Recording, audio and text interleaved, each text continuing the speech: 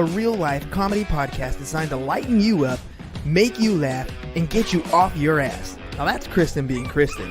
Are you freaking kidding me? Start the show. Ooh. All right, everyone. How's it going today? This is Kristen being Kristen. It is Chicken in a Bag podcast. If you're looking for self-accountability, helping yourself, a little motivation, inspiration, then this is the show for you today. We're going to have my friend Cornelius on today. Cornelius, let's bring you on and say, what's up? What is good? What is good? It's good to see you, Christian. I'm so excited. Oh, I'm psyched to have you here. So I'm going to give people a little backstory. I had you on my Instagram Live, then I came on your Instagram Live, and we always have a good time conversating about the world, life, accountability, and so many different topics that I think are important. And I love the fact that you're about impacting people's lives. I think we're both positive people. So I wanted to have you on here today so we could just chop up a lot of different topics today. So Cornelius, you're out of North Carolina, correct? Yes. And when you started off in the business world, right? And now you have the You Matter today. So can you talk a little bit about your backstory in business and then how you kind of decided to get into mentoring, coaching, and inspiring people's lives and changing people's lives? Absolutely. Thank you for that. So I had my first child at 19, my first son, right? Yeah. I now have 4, but so I was forced into business or a job as a parent at 19. And I was like, how can I make the most money? So it was sales, right? Yeah, so I jumped into sales. I've been in sales my whole 25 years, but it was mostly furniture sales. It was lucrative. Like, I made over 6 figures many a years. So I was making great money. Right. Yeah. And then, so first I want to get into You Matter today, but you already brought up the thing about fathers. A father at 19. Now that's like a dose of reality. Now my mom was a single mom. So I can always say when my mom was a single mom, I was always like, I don't want to be a single mom. So I was always like trying to make sure I didn't do that. But talk about growing up. That's a lot of responsibility if I were a 19-year-old. What do you think about what you learned from that? And what would you recommend to other people about fatherhood and when they should start? Yeah, so I'm not a big advice guy. I don't feel like I'm worthy of telling somebody to do their life. But if they gave me the okay, wait, 19, like I'm 47. Okay, right. I'm just figuring out. Like I maybe should just be a parent, But so no, seriously though, I think maybe for men, and we mature differently than women. Maybe like 27, 28. Figure yourself out, travel, save some money, make sure your credit's good, all the things, have a financial structure in place before you start having children. Otherwise, you're hustling backwards in a way.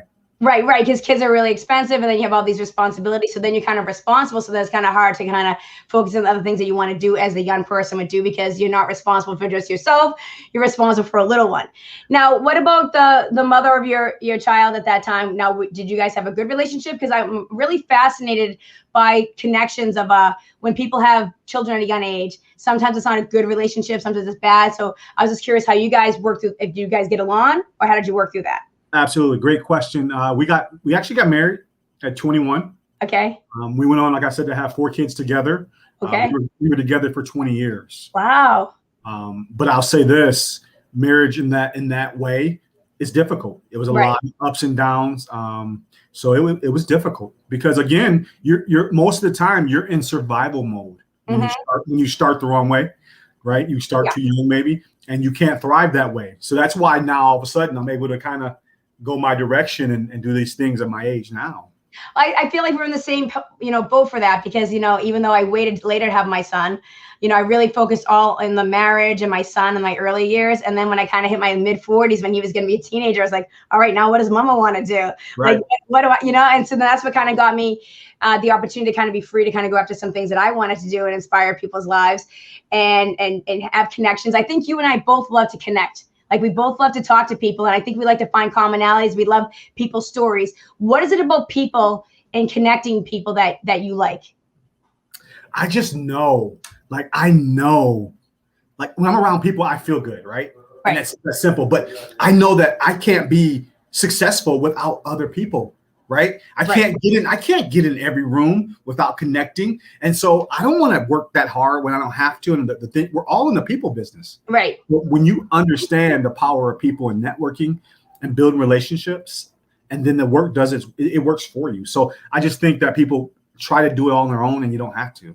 Yeah, I think so. I think a lot of people don't also realize the when you make connections with people, how it sometimes opens different doors, faster, because you're over here trying to teach yourself how to do something, and if you actually took the time to invest and get to know another person or collaborate with another person, a lot of times something else might happen for them, and they might call you up, or vice versa. So I think investing in people is the best thing you can do, and you learn so much from other people. We all have our own unique story and experiences, and sometimes people you wouldn't even think you have anything in common with, you find something like, oh shit, we both feel this about this, and we both like this. And that's what I love about having conversations with you, because you and I always I was like, yeah, like we don't look the same, we don't come from the same background, but we always have a great time having conversations and just hitting different topics about the world. Like, so you just said something that I had to get into really quick. Yeah, we don't look alike. Right. And that's an outer judgment of who we are, our skin. But what if every crayon was the same color, they're all white or they were all black? That'd be boring. Like that. Come on. That's why there were 64 colors in the box, right?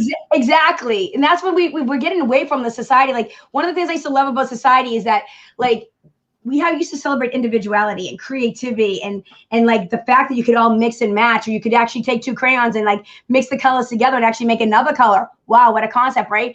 And now we're like box, this, that, category.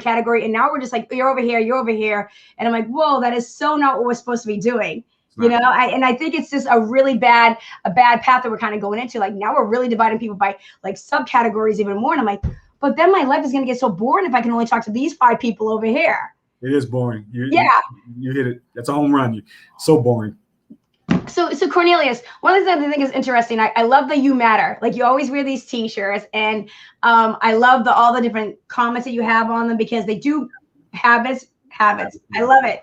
And, okay, this is one of the things I love about you. It's accountability. So today we're going to talk a lot about self-reflection, looking in the mirror, doing the work, and accountability, because I think it's such an important topic, and we don't really deal with enough accountability. It's a lot of, I feel like in society today, it's a lot more finger pointing and blaming and complaining, instead of actually self-reflection, look in the mirror and figuring it out.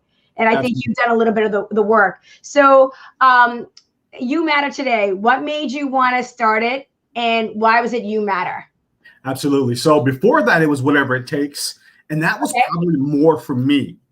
Like, I needed to lose weight, or I needed to have my mindset needed to be better, or just all the things. I needed to take care of my family better. So it was like whatever it takes. And not in a bad way, but just a reminder every day for me. Right. Well, at that point, I was volunteering in schools. And one of the students said to me, yo, Mr. Kirk, we don't matter. And it was like this ripple effect in the classroom, right? They all just started saying it. I looked at the teacher, and she looked at me, and I literally had to walk the room because I was starting to cry. But I looked at him before I did, and I said, yo, you do matter. His expression when I said that, it was like, that's it. That's what you need to be saying every day. Right. And ever since, I've just been wearing it, saying it, promoting it, because it's true. Yeah, it's so true. And I think that's what's so sad, when people don't realize they matter. And I think the fact that, you started this and you say it every day, and you're giving it, you're speaking that into other people. I think what you speak into other people is what they believe. Like, there's an old saying that, like, if you tell somebody that they're amazing, or you tell somebody that they can do anything they can do, then they're going to believe they can. If you tell somebody that they're useless and they can't do nothing, then they're going to believe that they can't do anything. So I love the fact that you've taken it upon yourself to speak that into other people, because you don't have to. You can be busy doing your own life.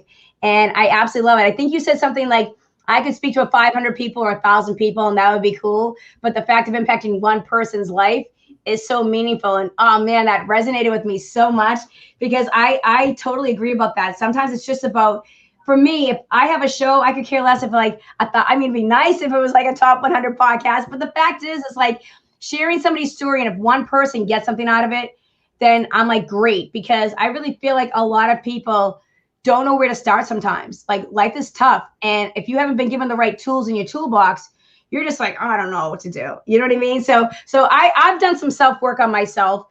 How did you kind of get into, like, looking in the mirror, accountability, and doing the hard work on yourself? When did you kind of start that process as a man? So there was a point where I was like 262 pounds. Okay. I was just working, eating McDonald's every day, 3 times a day, not working out, all the things, just trying to take care of my family. And I just didn't feel good, right? Mm-hmm. And I just looked at myself in the mirror one time. I was like, yo, nobody's going to come and take this weight off of you. You know what? Nobody put it on you. And I started journaling. I started doing all the things. So I was a former athlete. So I knew how to get in shape. I knew what was wrong, but I wanted to be accountable. I wanted to, I wanted to leave my family. I wanted my son to say, my dad, he's healthy. Yeah. You know what? And I saw him when he was unhealthy, and I watched the process. And I want my family to have a legacy of health among other things. And I just started, and I haven't stopped. I think that's great, because I think that's what a lot of people don't realize. A lot of times your kids will mimic what they see you do.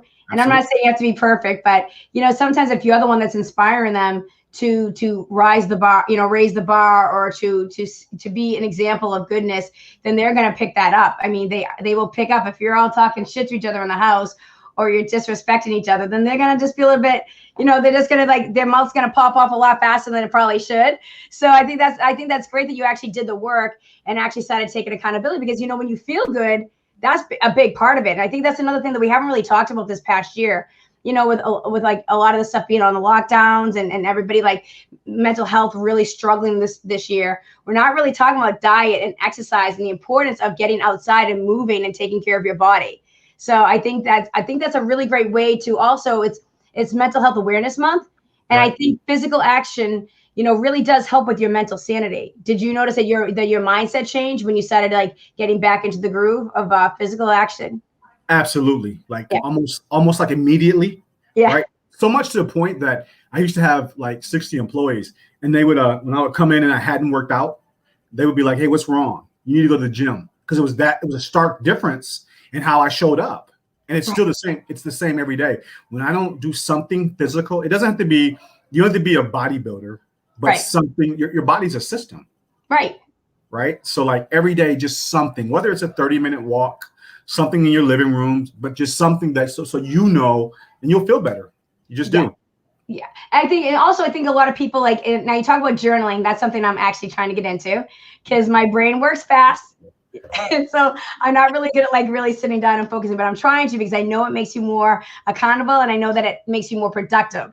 So what are some of the things that you got out of when you started doing it? Did you notice those things? Well, I'm a lot like what you just said. Yeah. All over the place. Right. And people are like, yo, you got too much going on. And so now it's like I journal I journal more for other people, so I can put everything in one place for them.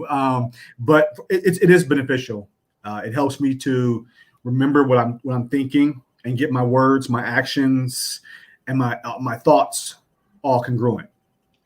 Because if you kind of have your thoughts congruent and you have your actions, then you can kind of line it up and you can kind of get the tasks done, and then you get on the path better. I think that I want to talk about when it comes to keeping yourself accountable and being getting your stuff done.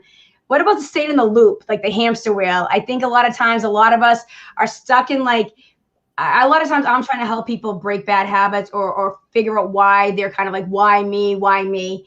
Have you ever what do you think about how some people don't know how to take going back to what we're talking about in the beginning, accountability, or look in the mirror and trying to figure out why you're stuck in that loop? What is something that you've learned? The biggest thing was self-awareness. Looking back at my family structure, how I was raised, the type of talk, the experiences, and a lot of that really contributed to that loop that most of us are on. Hey, go to college, get a good job, and all the things we were told. But it wasn't like, hey, what do you love? What do you want to do? Those kinds of things, right? So now, even with my kids, my youngest is 20. Okay. But now I'm going back and reparenting her, right? Based on, I'm like, yo, what dad told you was some BS. It was BS. I was so wrong. And she's looking at me like, I don't know how to trust you, but it's necessary, right? Yeah. And so there was a lot of things that I did that I was just not aware of as a dad. And so now, and the respect you get from your kids when you come back like that is so important. But no patterns, no loops. I ask myself every day, like, yo, I need you to be in the moment today. I need you to be in the now today versus who knows, or, all the other things. And when you're in the now, it's a gift for people. It really is. Oh my God, I can't believe you just said that. I have a friend, a customer of mine that comes to my bar all the time. And if I start like, oh, I don't know, like, he's like, Kristen, we're in the now. We're here. And I'm always like, yeah, but I'm in my job. You're in the now because it's Friday night and you're just in here for a drink. I'm in like the mode of like, where is everybody? What's next? But oh my God, he's going to laugh when I tell him that you said that. But I definitely think that is something that's really important, because I think in society, we don't spend enough time being in the now. Like, especially like, when you're with your family or you're at a restaurant, everyone's got this in their damn hands, right? You're not in the now, right? So I think that's such an important thing for people to really start trying to be more cognizant of. Can I say a second thing on that? Yeah. Like, just for people who are watching, I'm practicing that. I fail at that crap all the time. I'm like, listen, that I'm on my phone all the time because the internet's my business. It connects me. Right. So no, seriously though, my family's like, Dad, put the phone down, or all the things, and I'm working on it because it's mad disrespectful. Like, if me and you are at dinner and I got my phone in my face and you're like it's just not right. So like, leave it in the car, do what you got to do, but connect with people. Yeah. I think I think it's so important. It's really hard to do. And I really think that's what's really hard for these parents today, because, I think, your kid's 20, my son's 18.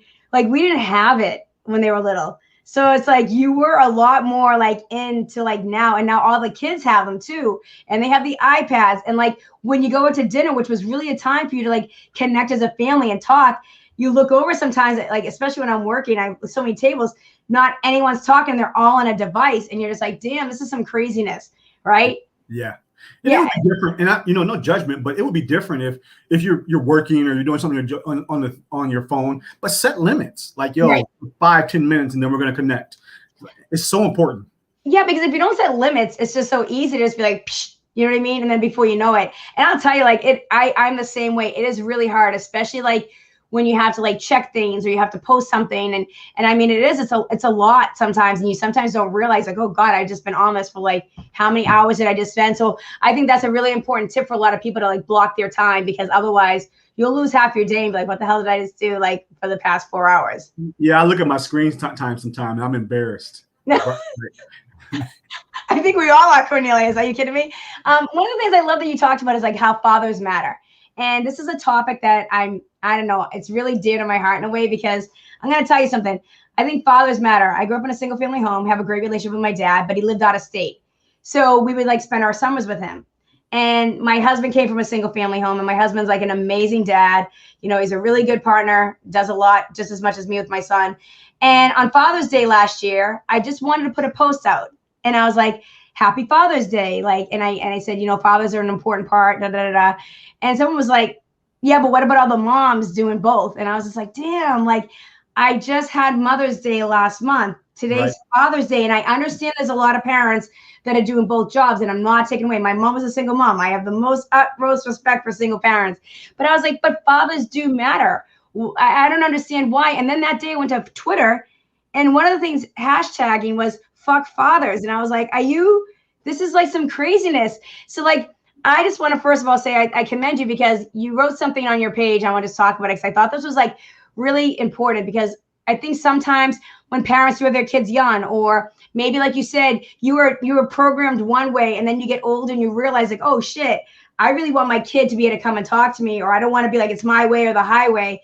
You wrote something about what you can do. It's apologizing, explain why, listen to the hurt, offer clarity, and then establish a new path. I absolutely love this. And I was wondering if we could talk a little bit about like what made you write that, and how did you get there, or how's it benefited your children after kind of acknowledging this? Absolutely. So I was sitting there like, my kids wouldn't talk to me. I mean, it would be like, hey, Dad, bye, Dad. And I'm like, yo, wait a minute. I'm a cool dude. Like, why aren't they communicating? Like, all these, and here's what it was too. Yeah. I would go to the schools, and those kids would communicate with me. And I was going home and feeling like a failure, right? Because I couldn't communicate with my own kids. And I was just like, but there was a lot of past hurts. So I had to first acknowledge that, right? I had to apologize for that. I had to come with some changed behavior. This is what you can expect from Dad moving forward. When you talk to me about what's going on with you, I'm just going to listen. I'm not going to give you advice. I'm going to ask you, hey, is this a vent session, or do you want Dad's advice? Right?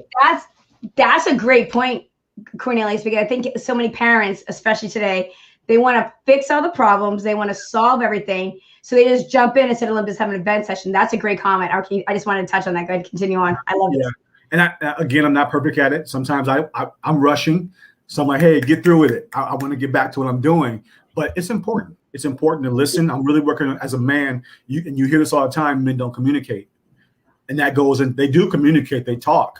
But I'm really working on my listening skills, right? Actively listening to people without interruption. And I think that's something that's missing in our society too. And I'm assuming that'll go into some of the other topics. We're not listening. Like, listen, Linda. No. You don't have to be offended by everything. Can't you just listen? People have different experiences in life. So they're just sharing their experience. They're not saying that your experience is diminished because their experience is different. We grew up different. Listen.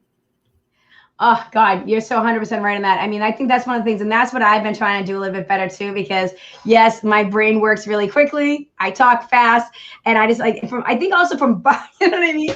And then like from being a bartender. That's exactly what it is. Yeah, and I'm carrying on 4 conversations at the same time. So I'm like, yeah, hold that thought. But I'm like, hey, how you doing? And then I'm like, and I just pick back up. And sometimes my husband's like, and my son are like, slow down. And I'm always have to remind myself, okay, you're not at work right now. You can kind of chill and you can kind of talk and like let the process go a little bit. But one of the things I do love what you were saying about being a bartender is I do have the opportunity to meet so many different people on a nightly basis from all walks of life.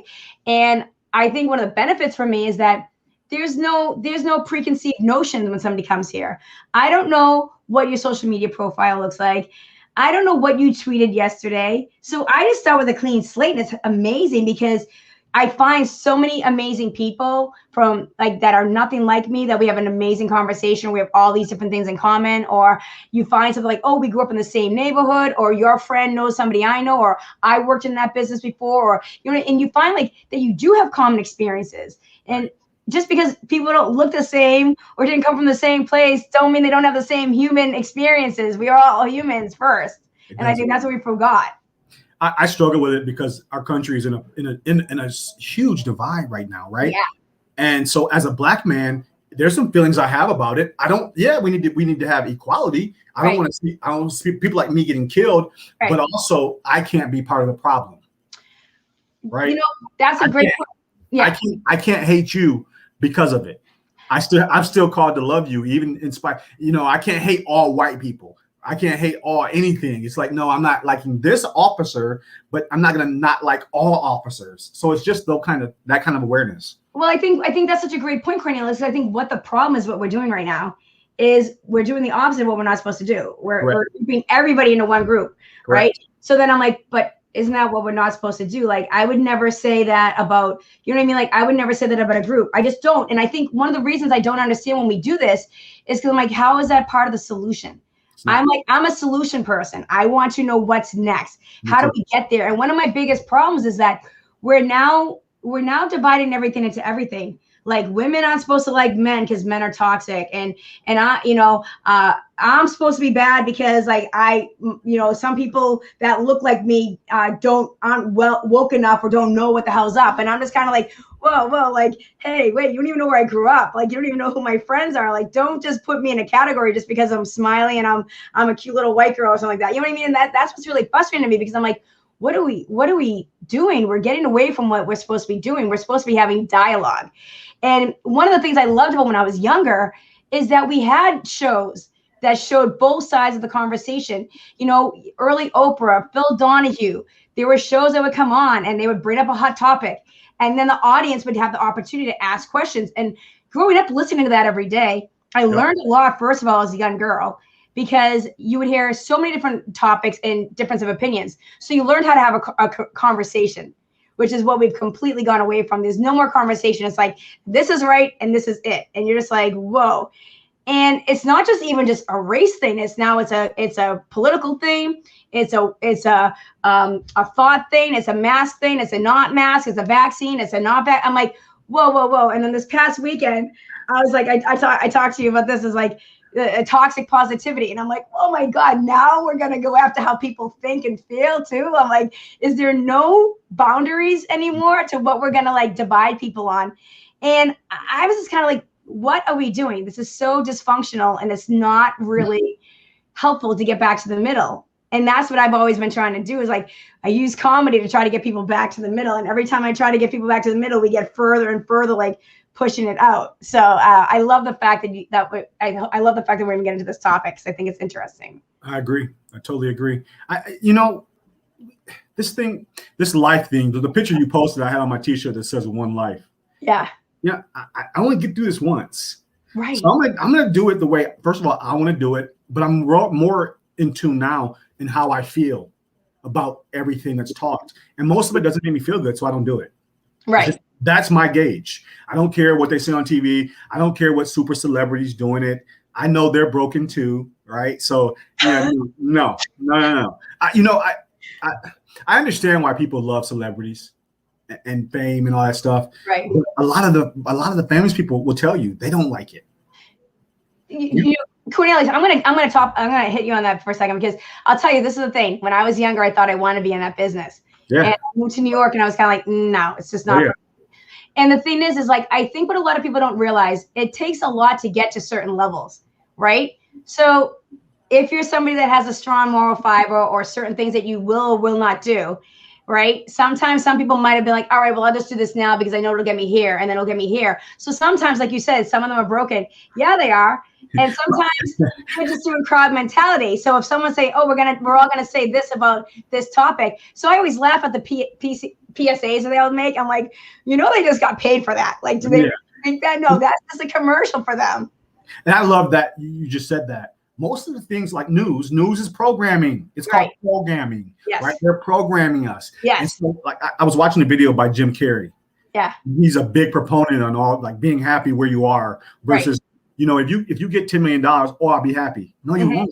If you're not happy now, you won't be happy then. Right. You'll be more unhappy because you'll be figuring out how to spend your money, and you'll be broke, have to go back to life you didn't like. So it's like, be happy now. Yeah. Yeah. And I think that's such a great point, because, I look at that sometimes, and I'm always like, yeah, I'm happy. I don't really I'm like, not like rolling in the dough, but I'm happy. I know what I need. And I've learned how to kind of live I feel like happiness has to come from within inside. If you don't get your inside, if you're not happy with inside, it doesn't matter what house you have, how many cars are in your driveway, and how much money is in your bank account, because that emptiness is still going to be there. So it goes back to self-reflection. You got to kind of get back and look at yourself and kind of do that work and kind of figure out, because I think a lot of us, like you said earlier, we're either carrying trauma or things that happen in our childhood, or a self-worth issue. It came from all different things. So a lot of times, if you're carrying that, and then you tack on to all these other things that happen in life, then you get all these bricks in your backpack too. And then you wonder, and you're just like, I can't even get through. So I think you really have to kind of take a step back and be like, okay, why do I feel this way? How can I figure out the situation? And unfortunately, it's uncomfortable. You and I both know, looking in the mirror and being accountable for yourself and be like, oh shit, I didn't realize that I do this, this, or this, but that's how you have the growth and you fix it. But I love all of that, Kay. There's no shame. Right. There's no shame. You asked earlier about the journal. That's why I journal. Yeah. Right. And you know what? I give myself grace. Right. I'm a different man than I was 5 years ago. And I'll be a different man than I am in 5 days because I'm doing the work. Right. But that's a journey, right? It's a day to day. You're always changing. You don't have. You should be. Right. You should be, right? I'm always like, you don't have to be who you were just because you were 17. And I think a lot of people that came through the hard things, I don't ever want them to beat themselves up. That was just a part of your life. We all have mistakes. You know what I mean? I would rather somebody who had a saucy background or hit a couple potholes that did the work, because I know that person understands what it's like to be in some shit, right? And they're normally the most loyal people and the most hardworking people, because they're appreciative because they came through a hard time and they overcame an obstacle. Yeah. I don't, when I talk about people, and I don't, everybody's the same, but if you haven't been through anything, like as a parent, don't entitle your kids. Like, it's the worst thing you can do, because then when they have circumstances as adults, they can't handle it. They haven't done anything. They've been given everything. I think it's one of the worst things you can do is give people something without them having some hand in working at it, right? So I do give my daughter stuff sometimes. She's 20, but I always require something. I'm like, send me a paragraph on something. I like that. You're gonna earn this somehow. Right.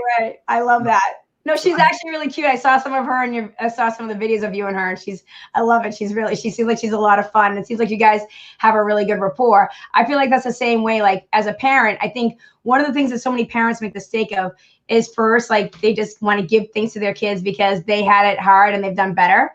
Yeah. Or I think also like they want to solve their problems. Yeah. And another thing is a lot of times, a lot of parents have an ego and they want to fit in with their cronies or their friends or and fit in the social structure. So they'll sometimes put their kids into a world because it makes them feel better. Like whether they make them play a sport or whether they make them compete in this thing. And it's like, do they want to do it? Right. Or do you want to be part of the clique with the parents? I think that's a really tricky thing for parenting too. Yeah, I don't think we should use our kids as pawns for our success in society, because you're going to ruin your kids.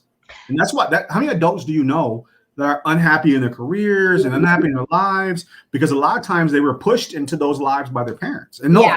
I love parents. I'm not bashing parents. No, I know. It's just what we do, unfortunately. It's a real thing. It's a real thing. And like, so even my daughter, she's home from college because of COVID, but she's like, Dad, what should I do? And I was like, I leaned in and I said, I don't know. What do you want to do?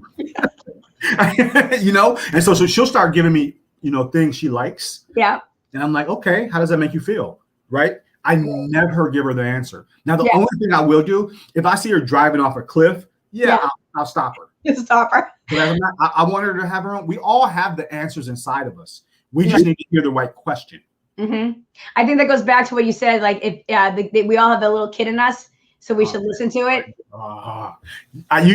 You've been seeing my Bitmojis, and that's my form of reminding myself every day. Like that my Bitmoji is my kid. Yeah. And there was so much curiosity and imagination, and like we grew up in probably the same generation. Right. We played outside and created all these games and things that now they're gone. And so that was the best time of my life. I feel the same way. And I was really lucky because I had a mom and I think I'm going to have her on next week because I think she has so much knowledge to give to people. I'm trying to force her to come on. But I think one of the things that was great about my mom is she really let us be kids and let us be free and find our own way. Like you said, she would give us moral statements. Yeah. And then when you made your choice, he's like, damn, mom's going to be mad if I do this. So she just was always in your head. And it was the greatest thing because I was always free and I never felt trapped by the societal standards, which I think is so so I actually did a talk the other day about being yourself. And one of the things I said, it's so sad that I have to give this speech to be yourself. But unfortunately, when we're a little kid, we know who we are. And then society and parents and schools, like eat your broccoli, do this, do that. And they're not doing it to be mean. Like you said, we're not bashing parents. It's just, unfortunately, we live in a world that has a path. Right. And they're all pushing everybody but that door is crowded. So I'm always trying to make a take a left, take a right, fuck it up. Do 3 moves, we could talk about this for days. Right. But it was like, I think that we want our kids to be successful. We do. Right. Right. But are they successful? They're doing what we want? No. Right. You're successful when you chose your path. And then you go live that path. And if that path isn't right, then you change that path. But it comes from who you are. From like you said about it earlier, the inside job is where the win is. It's not external. If it don't get me wrong, I want external things too. However, they're the cherry on top of my life. They're not the ice cream. Because if the external thing is what drives you, the moment it's gone, you lose your self-worth. That's why so many people are depressed and unhappy. You're at the top and then you come back down and you don't know how to live in a normal life. I try to find a lot of things that don't cost me anything to be happy about. And they're always there. Yeah, I think that's so great. So I think it's yourself, right? So, you matter and you're always going to matter. And then the things that are inside yourself, nobody can take. And I think that's one of the things that people have to understand with self-mastery, right? If you can figure yourself out and you can figure out what makes you happy and it's simple things, right? You don't need all that other shit. So what I was trying to say to people in my early years with me and my husband, we had a lot of financial setbacks early on, right? And we could have been like, fuck you, it's your fault and your fault. We could have done the whole thing, but we didn't. We came together and learned how to push through it, right? And when you lose all your shit a couple different times and it's just the two of you, you realize that either we can make it and you know what I mean? I've been there. Oh yeah. But the thing is, that's the whole great thing about a relationship. You learn that it's about the two of you, not the stuff. And we have everything so backwards in society. Like everyone's like looking for the stuff. Like we want the quick fix. We want to go viral. We want all the fancy cars. We want all this stuff. But if you don't really learn how to do without that stuff, you're always gonna. And that's why, like, I think this year has been really tough for a lot of people because it's been the first punch in the face for some people. Yeah. Like they've been doing good, and this was kind of like, whoa, who's my partner? We're stuck together. Like who's, you know? Yes, I love what you just said. I have been doing the work for about 3 years before this happened. Right. I would have never wanted to be a part of right now. Like, what do I do now? Like, and I saw a lot of people go through that, right? And that's difficult. Yeah. I'm so thankful that I took that journey and that jump to say, yo, I'm gonna look inside who this man is. You know, as a Black man, and I'm really big on humanity. That's the biggest love. That's why I love you. I'm a Black man. I'm a Black man. I can say that. And there's some things that I see Black men do that I just don't like. Like we could do better. And so I'm not telling any of them what to do. I'm going to be the demonstration of what it looks like to eat better, because my life's going to be longer, right? My language, how do I speak? Just everything that like I think it should be. How do I take care of my body? How do I treat women? How do I treat kids? How do I treat my elderly people? You know, all these things. How do I collaborate with people who don't look like me? That's a thing. That's okay. Yeah, it's important. I mean, that's how we kind of get where we need to get to in society. And we're not allowing that. Now we want everybody to be like, no, you're over here and you're over here. But I'm like, well, damn, like that, we tried that. That didn't work too well. It doesn't work. It's like, I'm like, what is the point? I'm almost to the point where I'm living with my eyes closed, right? Yeah. And I'm just treating people as they come. I'm not worrying about what your skin color is, because I really believe God puts his blessings. I say this all the time. He puts the blessings that we ask for inside of people. Most of them don't look like us. So we're missing a lot of our blessings because we're looking for them to come from people who may be from where we're from. And that's not what it's supposed to look like. I just don't believe it. Cornelius, I love that you say that, because you're right. Because first of all, you sometimes don't know who the person is that has the lesson that you need to learn, or who has the gift they're about to give to you. So if we close ourselves off, we're losing so many opportunities of amazing like connections or whatever. And the thing is like, I can't even fathom it, because I love diversity. I love different thoughts. I even love when people get along with what I think. I love having a passion debate. Oh, I love that. And be like, tell me why you think that way. Yes. And we don't do that anymore. We're like, this is why. And it's like, well, but what did you read? Or where did you find that information? And so many people can't back that up. And they go, well, that's supposed to be the reason. I go, then you didn't do your research. And I'll tell you, as a woman, I said this to my friend D last week on my show last week. You know, I think he said something about being a book, and it's like, this is like the cover is like what a person looks like, but this is what a person really is. And we're not even getting into this. We're just doing this. And I think I think it's such a disservice. And, you know, for me as a woman, there's sometimes like things that I don't agree with. I'm like, just because I'm a woman doesn't mean I think this way. I'm sorry to tell you this, but I might have a different thought process or a different moral compass on that topic. And then I'm like, but I can't be a woman because I didn't think that. Like, that's just, I can't even understand how we think that that's helpful.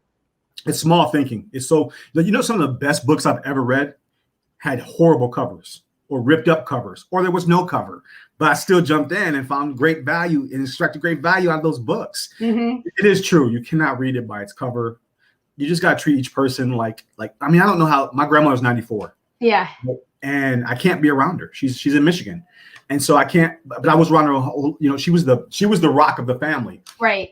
But I can treat somebody here like I would want somebody there to treat my grandmother. And I really am aware of that with everybody I treat. And that doesn't mean, and you don't have to earn my trust. I don't believe in that. Like, right. Yo, I'm giving you my trust. Right. And if you break it, I will pull back. I'm not going to treat you bad either. I'm still going to treat you bad. No, yeah. We're just going to have distance, right? Yeah. I love people. I think you do. And I think that's what people don't understand. It's just like, you know, I don't know if you saw, I didn't watch the Oscars because I'm not really a big fan of Hollywood anymore. Like I really can't because there's no fake. But I did watch Tyler Perry's speech the next day because so many people said it was an inspirational speech. And one of the things I loved what he said is kind of what you said. He just treats people like people because his mother, even though she saw some horrible things through her life as a Black woman, when somebody tried to bomb the daycare where she worked, if it was for Jewish children, she couldn't believe somebody wanted to do that. So he's like, I'm not going to hate somebody because of what they look like, because that's not how we fix the problem or get the solutions or start the dialogue. But he said, but if you want to meet me in the middle, I'm right here. And I was like, yes. Because over the past couple of months, I was like, all right, starting the show, I'm like, I got to figure out how to kind of like have people stop like playing into this madness. So for me, I decided to kind of use a Venn diagram as like my approach to life, because I was like, okay, that makes sense. Like the way you said, I'm gonna go like this and just take people on as they come into my life and judge them by how they treat me, Yes. which I think is what we should do. Yes. I said the same thing. I'm like, I think if I go through here, we all could find at least 3 or 5 things that we agree upon, and then we'll build from there. Yes. And if you don't feel the same way on every topic, I don't know if this is a news flash for everybody, but you're not supposed to. I've never got along with all of my friends the same way. Like group thinking isn't how you grow. You grow by having people from all different walks of life in your life, and with different thoughts and feelings, and some fun little conversations once in a while, or one day you have a little blow up and the next day, all right, I thought about what you said last night and can we talk about it? You know, I mean, that's just life. What you said about groupthink is so important. Like that is when I've been most depressed or sick, was when I had to work for companies who said, you know, this is the way we've always done it. Do it this way. I'm like, no. There's a better way. Yeah. And I was making tons of money too. I had to quit. I couldn't do it. It was literally making me sick. No, but I get you on that, Cornelius, because I try to say that to people all the time.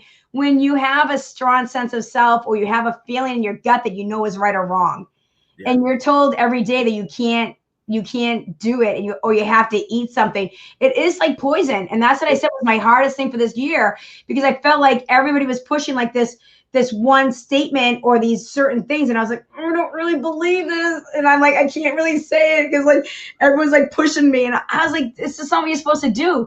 You're supposed to say, well, and it's so funny to me because I see it so much in just society. Like when people just will say something to you, like when you're working with the public, people will just say whatever they want, and they just think that everybody thinks exactly the same, and you're just like, I don't know if you know, but other people have their own opinions. And I just have to go, sure. It's like sometimes I'll have a discussion with people, and some people I just kind of let them say whatever they want to say. And I'm like, this isn't the time to even open up a dialogue. But it depends on the person, my connection with them, and what we're going to get into.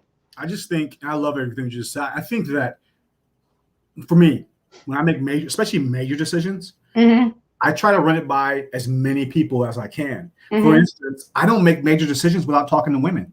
Because you guys see the world so different. And my question is really simple. I'll tell you, hey, Kay, this is what I want to do. And then simply, what am I missing? And let you talk. That's cool. You, it's life-changing. But we all think we know the right way. I don't know the right way.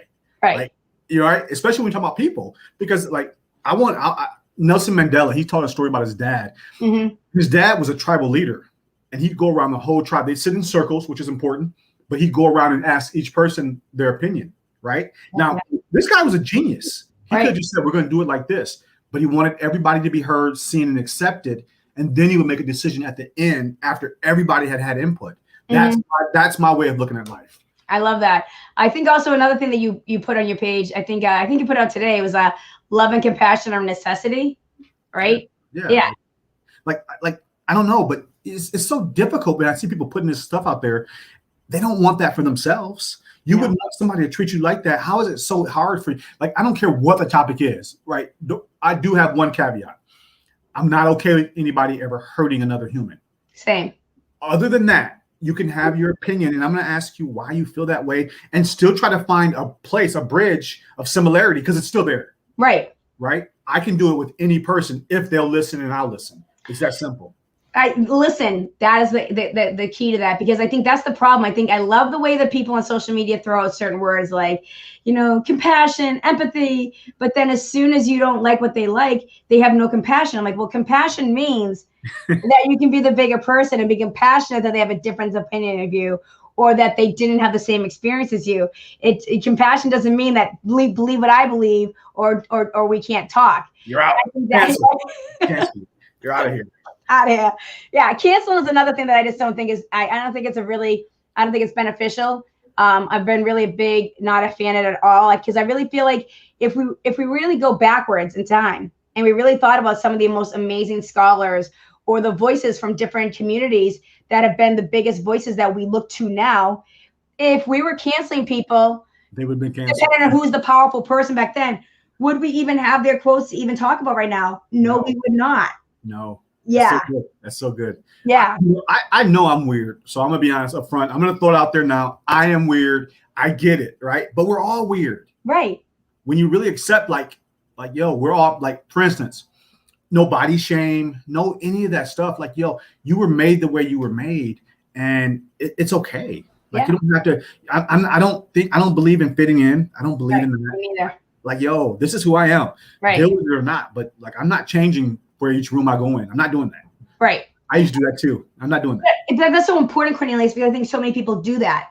And then they wonder why they're not happy. And then I think that's one of the things that I think is so important, like this whole conversation about positivity and negativity or happiness. Like, I think you're a person of gratitude, and I don't care what people says, but gratitude is important. What's important? And what you think is what you get, and what you give is what you get. So for me, I understand where people are coming from, that maybe there's like, people maybe use positivity in the wrong way. I get it, that maybe people are over positive, or like maybe not showing the whole big picture.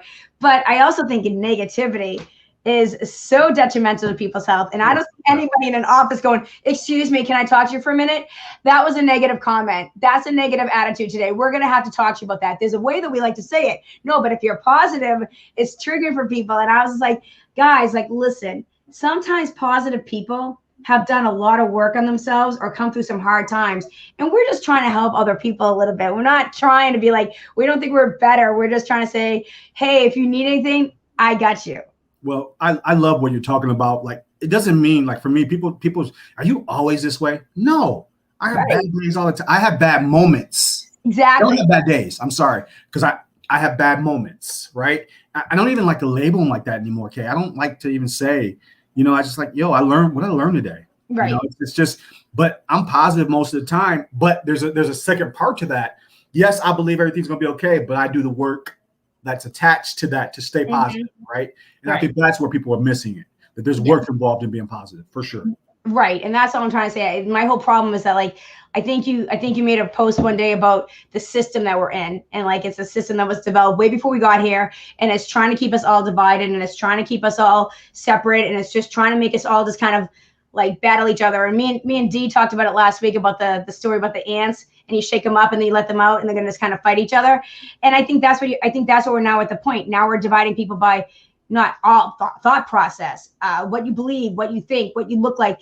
And if you do that, where do people where do people learn how to work through it? So my whole thing is like, we have to learn how to work through the tough stuff and feel it and heal it and deal with it. So I would like a more collaborative or a better solution to mental health issues and toxic positivity.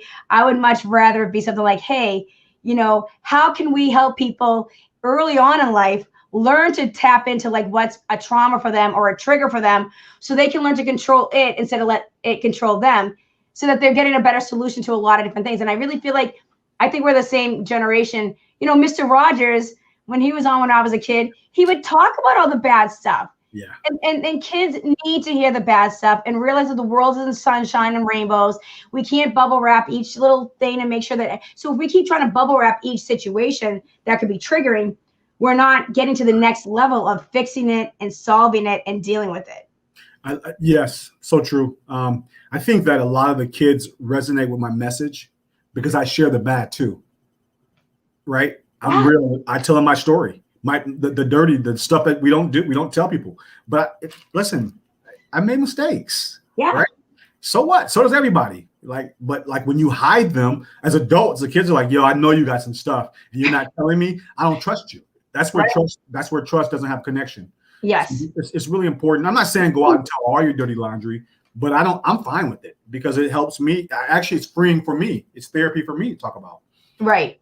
So, and actually helping them, because then they connect to it, and then they realize, oh, hey, I can make a mistake, but it doesn't have to be where I live. Mistakes are going to happen. Failure is going to happen. But if those things happen, you can grow from it. It doesn't have to be like all you get in life. Oh my God, it's crazy here. I think, the thing about being perfect, it's like it's not a thing. Like progress, you can make I don't really like to jump into goals, to be honest. Yeah. I know what I want to do, but goals, I think I'll shoot small. So it's like, if I just progress every day, and I do, I grow, right? And then you talked about the system. It's actually sad because it is set up. It really is sad, and it's working perfectly. Perfect. Yeah. They have everybody just like, like they just play it into the system. And it's like, I sit there and say, do you not see what they're just stirring you up every day? And I'm like, walk away from it, and social media makes it so easy because people just bloop and then they just all jump. And I'm like, time out, breathe. Like no one's processing information. Yeah. Kanye had a song called The New Slave, right? I hate that term, but I have to say, he was talking about that. He was like, you're jumping at everything. They buying everything they say buy. You're doing, all the things. And it's like, detach from it. Really figure out how it makes you feel, because most of the information is not true. It's just not, especially on social media, especially for regular people. Come on, man. Yeah. And I think also when it goes to touch upon that one more time, like what you're saying, like not only is the system really working perfectly because they're dividing everybody, political agenda, religion, money, education, sexuality, race, all of it. They're just doing all of it simultaneously. So everyone's head is just spinning and they think that they're being right, but you're not being right, because if you are being a religious person or you're being a compassionate person or you really did want to solve the problem, it would be collaboration, solutions, and sit down at a table, not hashtags, yelling at other people or silencing or blocking or whatever. It's complete opposite. So to me, that's the biggest thing that I think is the biggest falsehood of what people don't realize. And I was like, listen, you got to just breathe. I watched a really good video one time. I couldn't remember, but it was like really the history of the world and how like a lot of people don't know this, but there are certain people from the white communities too that really are stuck in that agenda of like, low socioeconomic, you know what I mean? Like growing up in Somerville, in Boston, you know what I mean? Like you have those areas, so there's a lot of commonalities between a lot of different races and when it comes to economics. Absolutely. And that's we're not talking about that. Let's be clear. Yeah. This system is an economic system. That's all this was. And it's working not only economically, but power. Yeah. Those two things. And so it's not just a black problem. Right. It's not, that was a big part of it. Yeah.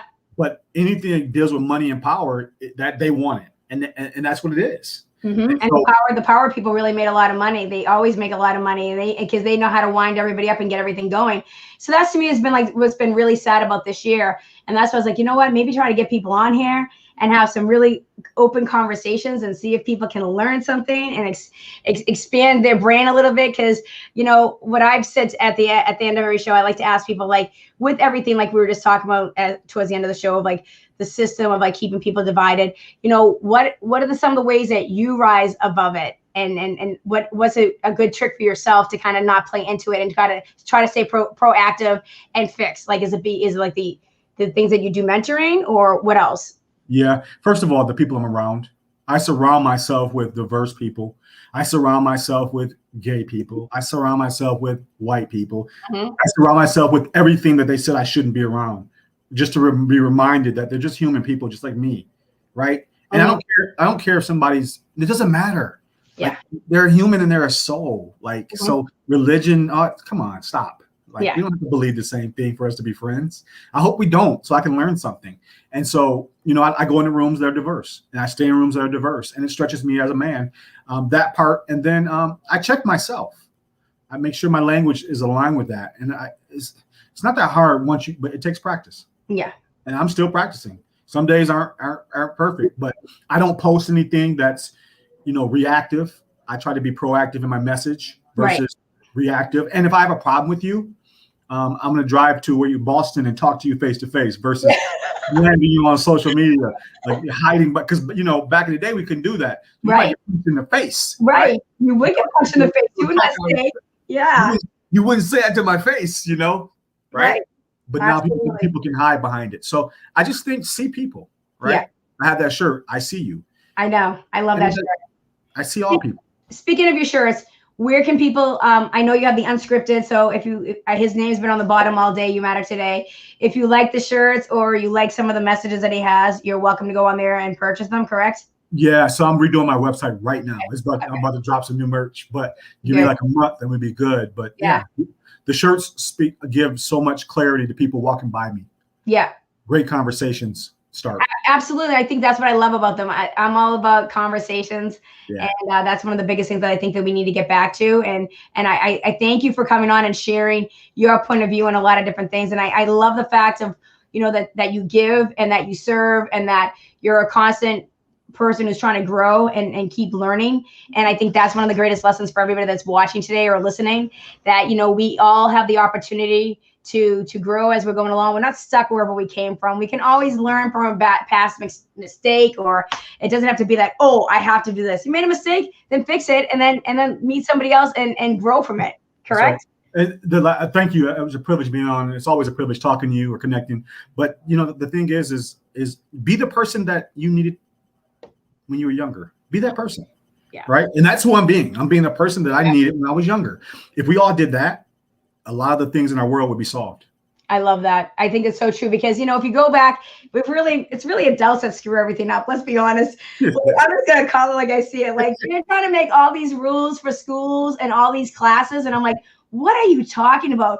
Go to a playground. They don't give a shit. They throw the basketball to the other kid and they play. And you know what I mean? I'm like, just say, my son had this one school that had this concept called the social responsive program. And every morning they would say, be kind, be responsible, be the best person you can be. The choice is yours.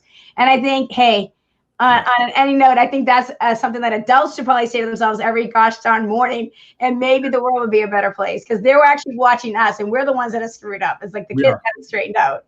I think we should ask kids more questions because they know the answers. They do. You're exactly right.